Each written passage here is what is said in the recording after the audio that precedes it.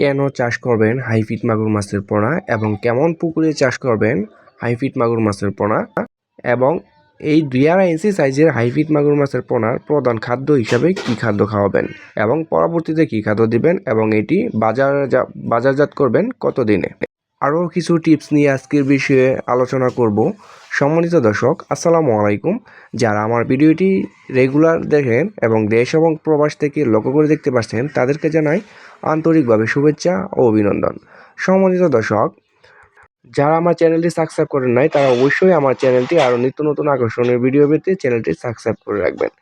প্রিয় মৎস্যচাষী ভাইয়েরা, এই মুহূর্তে আমার ভিডিও স্ক্রিনে যে মাছগুলো লক্ষ্য করে দেখতে পাচ্ছেন এটি হচ্ছে অরিজিনাল চকলেট কালার হাইব্রিড মাগুর মাছের পোনা।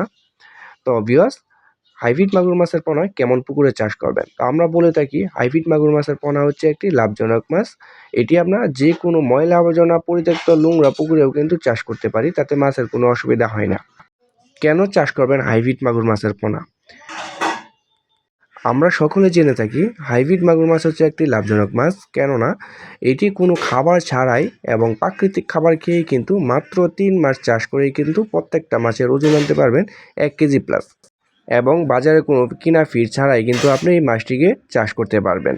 যেরকম আপনি এই ছোটো সাইজের হাইব্রিড মাগুর মাছটিকে আপনি প্রথম অবস্থায় খাওয়াতে হবে আপনার 10 থেকে 15 দিন নারিশ ভাসমান ফিড।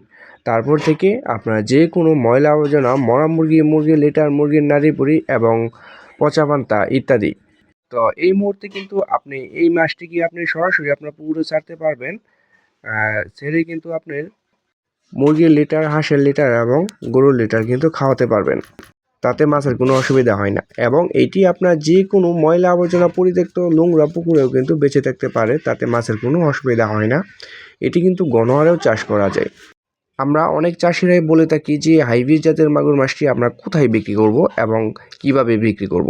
তো একদম সহজ উপায়, যেমন আপনি এই মাছটি যখন আপনার পুকুরে বড় করবেন তখন দেখা গেছে আপনার আশেপাশে বাজার এবং আপনার এলাকার বড় যে বাজার রয়েছে তাদের সাথে আপনি যোগাযোগ করবেন এবং আড়তদারের সাথে যোগাযোগ করে এই মাছটি আপনি খুব সহজেই বিক্রি করে দিতে পারবেন।